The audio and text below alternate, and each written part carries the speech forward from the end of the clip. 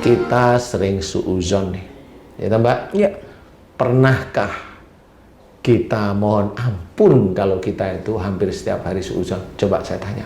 Lupa. Lupa atau nggak pernah?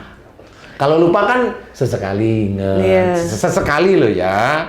Bisa 1 bulan, aku kok suuzon terus, mohon ampun, nanti lupa lagi. Nah, rata-rata jarang. Nah, padahal suuzon itu bertumpuk terus itu. Bertumpuk terus itu. Nah, malaikat kiraman katibin itu salah satunya mencatat.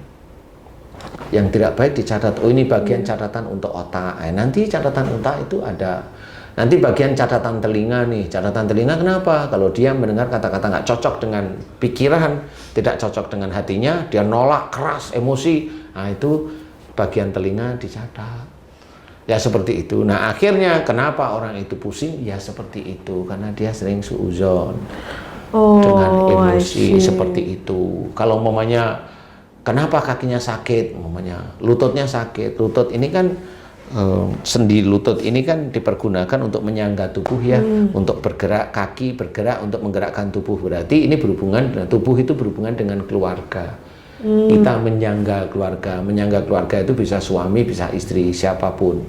Kalau seorang laki-laki dia lututnya sakit atau istri lututnya sakit, berarti dulu dia dalam mengatur keluarga, dia itu ada kekakuan, ada emosi seperti itu, sehingga suatu ketika, nah orang yang mengatur keluarga itu dengan kaku dan emosi, coba kita ingat-ingat, pernah nggak mohon ampun? Pernah itu berarti sekali, atau memang pernah tapi berapa tahun sekali ya saya mohon ampun lah.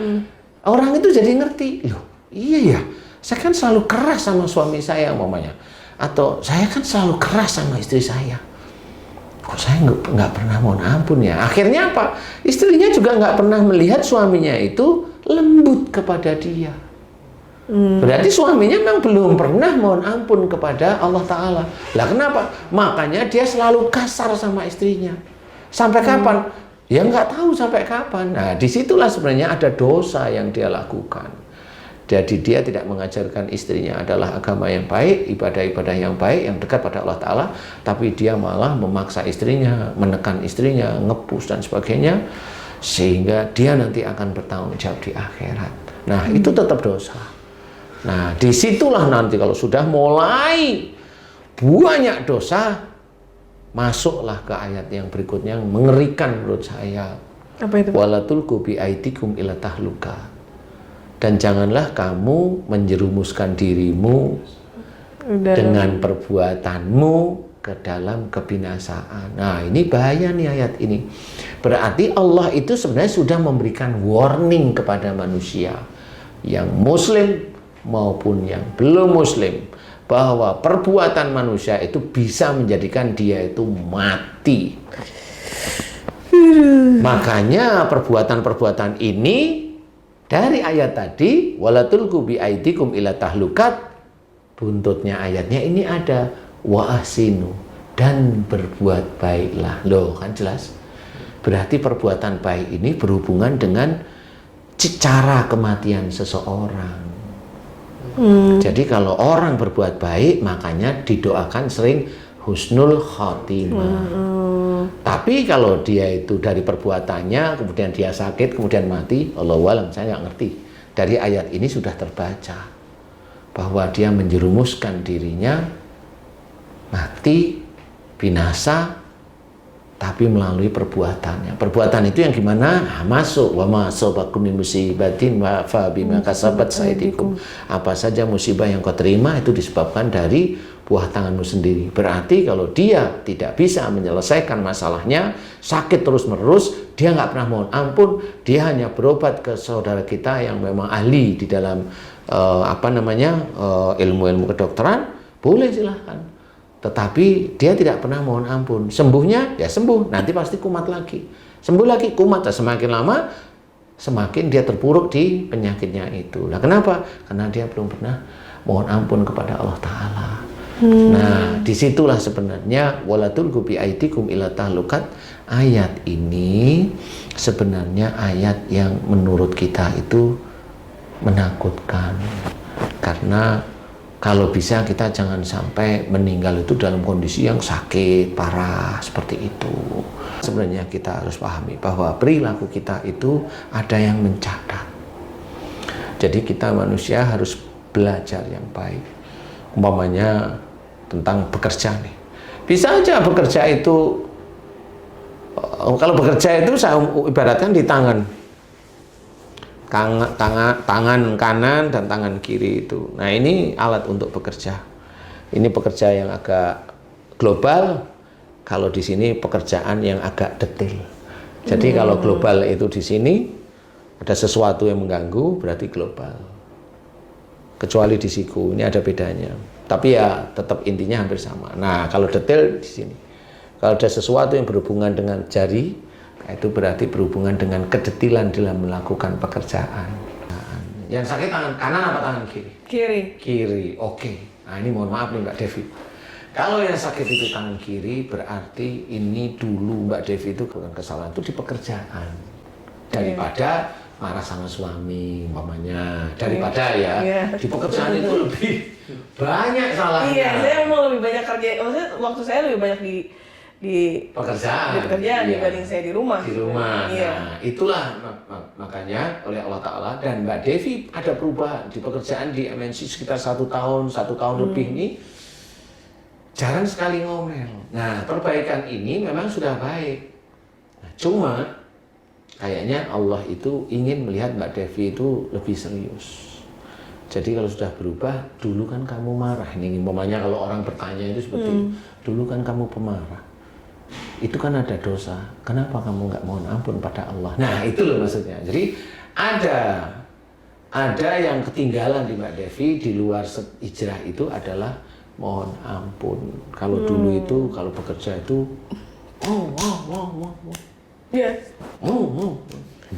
Iya betul. Ada kaku, iya. Ada emosional, ada begitu. Makanya itu di titik sebelah kiri. Nah kalau yang kanan beda. Kalau kanan itu Mbak Devi itu mengerjakannya itu baik. Nggak ngomel dulu. Nanti kalau udah ketanggor nih, mulai nih marahnya itu muncul setelah ada persoalan-persoalan. Tapi tidak emosional dulu, diem nih. Sekali, 2 kali, nah baru 2 kali marah. Nah itu nanti sakitnya di kanan. Oh gitu. Jadi yang dikerjakan itu sebenarnya sudah baik. Kemudian caranya juga mulai sabar, tapi nggak betah. Nggak betah dengan belajar sabar dan tenang itu nggak betah. Paham ya? Yes. Sehingga Allah tetap mengingatkan, itu biasanya nanti sakitnya di tangan kanan. Oh gitu. Gitu. Ya. Jadi kalau Mbak Devi ingin sembuh, rasanya sakit sekali. Sakit. Coba sekarang doa. Ini mumpung nih para guys, para teman-teman beriman dan ibu-ibu muda temannya Mbak Devi ini pada nonton. Mbak Devi, mohon ampun. Coba langsung sekarang. Nah ini mumpung nih produser saya tuntun nih. Mohon ampun kepada Allah Ta'ala jika memang dulu ya Mbak ya. Jadi sebelum menangani siraman kolbu ini dulu emosional dan Mbak Devi hafal sekali. Iya saya emosional. Nah, mohon ampun kepada Allah Ta'ala. Cukup 3 kali aja, tapi serius ya Allah jika sakitku ini disebabkan karena dulu saya dalam bekerja saya emosional kaku, ampuni aku ya Allah, istighfar. Ulangi lagi ya Allah jika sakit saya yang di tangan kiri ini disebabkan karena dulu saya bekerja, saya emosional, saya kaku. Jika itu salah dan dosa, ampuni dosa saya, astagfirullahaladzim. Ulangi lagi sekali lagi. Begitu guys, saya mencoba untuk mengangkat Mbak Devi. Kita coba Mbak Devi. Gimana? Udah Mbak? Udah. Gimana? Enak sih Pak, kayak ada yang plong-leng gitu. Oh gitu? Alhamdulillah. Ayo bilang sama teman-teman. Alhamdulillah. Ya bener sih. Kadang-kadang namanya juga anak muda ya Pak. Kalau misalnya kita kerja kan emang jiwanya tuh kan masih kencang banget. Tapi di siraman kolbu tuh aku belajar ketemu juga sama bapak-bapak senior gitu. Aku belajar untuk bisa mengendalikan emosi, kerjanya nggak pakai emosi dan bisa belajar sabar sebenarnya. Terus kaget juga sih sempat ngerasain sakit ini.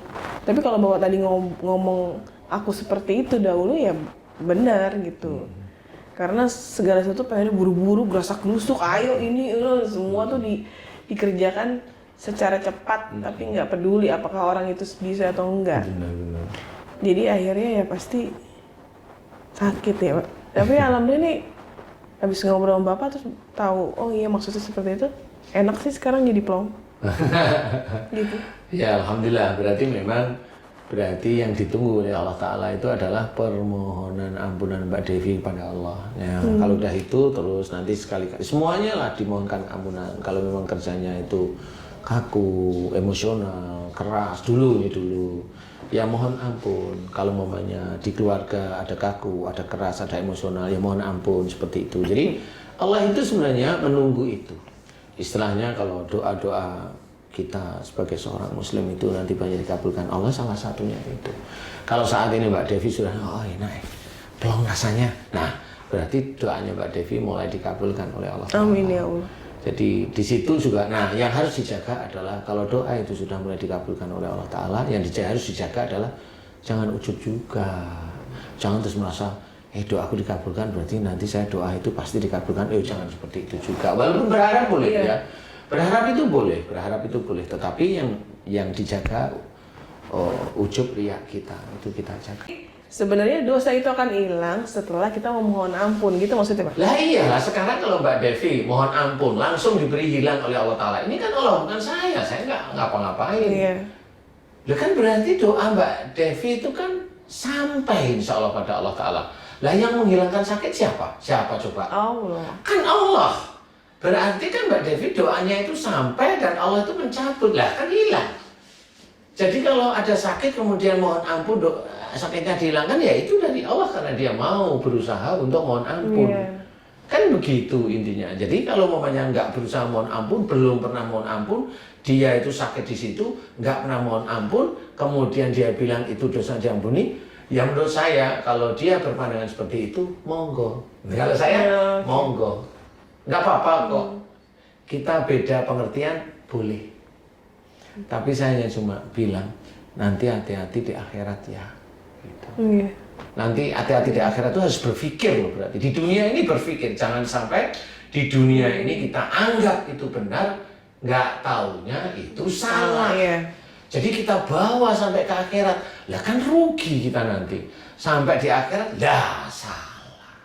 Padahal bukti-bukti sudah nyata, ada banyak orang yang sakit di siraman kolbu, saya suruh mohon ampun aja, Allah langsung mencabut sakitnya. Lah itu kan sudah jelas, berarti harus memohon ampun di titik-titik di mana dia melakukan kesalahan. Kenapa di situ? Ya memang itulah tanda dari Allah Ta'ala. Ya sebenarnya akhirnya paham sih Pak gitu, karena ya kalau kita nggak mohon ampun gimana cara kita dosanya hilang? Lah iya. Gitu kan. Kalau memang dosanya belum hilang, ya memang ada cara Allah satu yang itu juga mengkhawatirkan kita sebagai seorang muslim. Innal hasanati yudhibnas sayyi'ah. Sesungguhnya amal perbuatan baik itu akan mengurangi perbuatan yang buruk. Benar sih. Tapi itu kan kalau kita nggak pernah mohon ampun, dosanya kan banyak nih. Kemudian amal kita juga nggak tahu nih kita. Nah setelah kita manusia semua itu mati, dihilangkan, bumi sudah hancur kiamat. Nah baru itu amal perbuatan baik kita dikurangkan dengan amal perbuatan buruk. Jangan bilang dikurangkan amal perbuatan buruk kita itu bahwa perbuatan buruk kita itu selalu sedikit daripada perbuatan baik. Jangan punya pikiran seperti itu. Kenapa saya mengajak untuk senantiasa ingat kepada Allah Ta'ala itu? Kalau kita berbuat baik tapi kita ujub dan riya, hilang amal kita. Nah, kalau misalnya ada seseorang yang memang tidak pernah merasakan sakit, itu apakah dia nggak punya dosa? Enggak juga. Atau memang mungkin kita nggak pernah tahu, mungkin di luarnya kayak nggak pernah minta maaf, tapi ternyata suka meminta maaf. Pak, apa gimana sih Pak? Nggak tahu. Orang yang seperti itu memang saya nggak bisa membaca. Membaca itu dalam arti memang nggak tahu. Bisa aja orang itu memang tidak emosional. Nah, kalau tidak emosional ini kan dia tetap tertata, jadi tidak ada momennya suuzonnya ya jarang. Walaupun dia bukan orang muslim, kalau dia nggak suuzon ya dia jarang pusing. Tapi kalau dia seorang muslim, kalau hobinya suuzon, pusing dia. Kalau dikit-dikit mikir ya pilek lah dia. Tapi kalau orang-orang non-muslim, kalau dia itu nggak punya pikiran santai aja, ya dia nggak pilek sama. Jadi nggak bisa seperti itu. Semua persoalan yang lebih, atau perilaku yang lebih, emosi yang lebih, salah dan dosa yang lebih, itu akan muncul. Salah satunya bentuknya itu musibah. Pasti akan dimunculkan oleh Allah Ta'ala. Cuma memang khususnya bagi yang muslim, nah ini yang muslim nih, semakin agamanya, imannya bertambah. Nah ini jarang orang tahu nih. Semakin imannya bertambah, biasanya semakin dia sering sakit. Oh. Nah itu orang muslim yang saya amati itu, semakin dia imannya bertambah, semakin dia akan sering sakit. Apalagi zaman mudanya ngawur. Ceritakan seorang anak, dia masih sudah akil balik tapi dia masih remaja, dia kalau dikasih nasihat sama orang tuanya selalu bantah dan berani dan emosional. Suatu ketika musibahnya dia bukan masalah sakit yang kelihatan orang sakit, tapi bisa aja dia tabrakan, kakinya patah. Ya Allah. Dan itulah sakit yang dimaksud Allah Ta'ala. Kenapa itu di kaki? Ya karena berhubungan dengan masalah keluarga. Kalau dia itu dikasih tahu, diatur sama orang tuanya, nggak mau, dia pilih emosional keras. Nah, kerasnya dengan orang tua itu dibalas oleh Allah Ta'ala, diberi kasih peringatannya, yaitu dengan patah. Jadi kalau ada orang yang patah, berarti sebenarnya hatinya itu ada yang keras. Seperti itu. Makanya ayo kita lembutkan. Allah sudah menyuruh kita harus berlemah lembut kepada siapapun, sehingga tulang ini menjadi lentur. Dan yang jelas kita akan senantiasa dilindungi dari hal-hal yang menurut kita menakutkan bagi kita. Tabrakan, pencurian kan menakutkan, perampokan kan gitu, begal dan sebagainya. Nah itu nanti kita dilindungi. Kalau agama kita baik, perilaku kita baik, kita hormat kepada siapapun, kita akan dilindungi oleh Allah Ta'ala. Jadi rizki kita itu jalannya dikasih yang ya kelihatan nyaman-nyaman aja gitu loh. Tidak bikin hati itu malah deg-degan seperti itu. Mudah-mudahan bisa menjadi